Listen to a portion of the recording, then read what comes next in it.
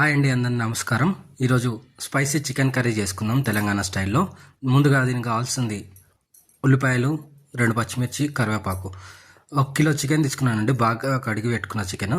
So next first stove on చేసుకొని కడాయి పెట్టుకొని దాంట్లో ఆయిల్ వేసుకుందాము. సో ఆయిల్ హీట్ అయిన తర్వాత కట్ చేసి పెట్టుకున్న ఆనియన్స్, పచ్చిమిర్చి, కరివేపాకు వేసేసుకుందాం. సో ఇవి కొద్దిగా వేగిన తర్వాత మనకి ఏంటంటే ఉల్లిపాయ కొంచెం మెత్తబడిన తర్వాత, బాగా వేగిన తర్వాత దీంట్లో ఏంటంటే పసుపు వేసుకుందాము.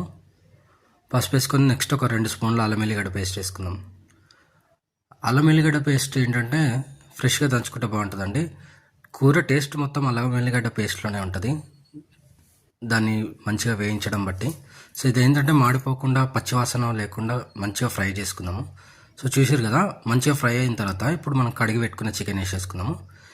ఇప్పుడు ఈ అల్లం వెల్లిగడ్డ పేస్ట్, ఈ మసాలా అంతా చికెన్కి పట్టించేటట్టు బాగా కలుపుకుందాము.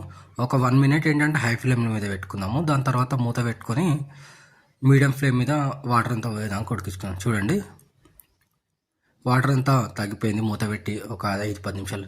ఇప్పుడు ఏంటంటే కారం వేసుకుందాము. ఒక 3 స్పూన్ల కారం యాడ్ చేసుకుంటాను, కొద్దిగా స్పైసీ ఉంటుందని. ఒక 2 స్పూన్లు ఉప్పు వేసుకుందాము. సో 2 స్పూన్ల కొబ్బరి పొడి, మీ ఆప్షన్ అండి కొబ్బరి పొడి. ఒక 2 స్పూన్ల ధనియాల పొడి. సో ఇవేంటంటే కలపకుండా మూత పెట్టి ఉడికిద్దాం. చూడండి, ఒక 5 నిమిషాల తర్వాత మొత్తం ఉడికిపోయింది. కొద్దిగా కారాలు మాడకుండా ఫస్టే కలుపుకోకుండా మూత పెట్టి ఉడికించుకున్నాను. ఒక 5 నిమిషాల తర్వాత చూడండి, కారాలు బాగా ఆయిల్లో ఉడికినాయి. సో ఇప్పుడు మళ్ళీ ఒకసారి మొత్తం కలుపుకుందాము.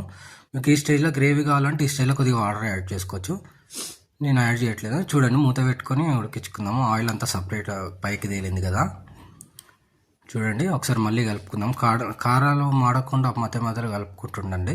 సో ఇప్పుడు ఏంటంటే 1.5 స్పూన్ నేను గరం మసాలా యాడ్ చేస్తున్నాను. సో గరం మసాలా యాడ్ చేసి కొత్తిమీర కూడా పైననే వేసేస్తున్నాను. వేసి ఒక 2 నిమిషాలు మూత పెట్టి ఉడికించుకుందామండి. ఒక మసాలాలు ఆయిల్లో ఫ్రై అయ్యేదాకా 2 నిమిషాలు మూత పెట్టుకుందాము కలపకుండా. సో చూడండి, ఒక 2 నిమిషాల తర్వాత మొత్తం ఒకసారి మళ్ళీ కలుపుకుందామండి, ముక్కలకు మసాలా బాగా పట్టేటట్టు. చూడండి, కలుపుకొని ఒక్క 2 నిమిషాలు మళ్ళీ మూత పెట్టుకున్నామండి. చూడండి, ఆల్మోస్ట్ రెడీ అయిపోయిందండి. అంతే అండి, స్పైసీగా ఉండే తెలంగాణ స్టైల్లో చికెన్ కర్రీ. ఈరోజు సండే ట్రై చేస్తారు కదా. థ్యాంక్స్ ఫర్ వాచింగ్ అండి. Please like, share and subscribe. Thank you.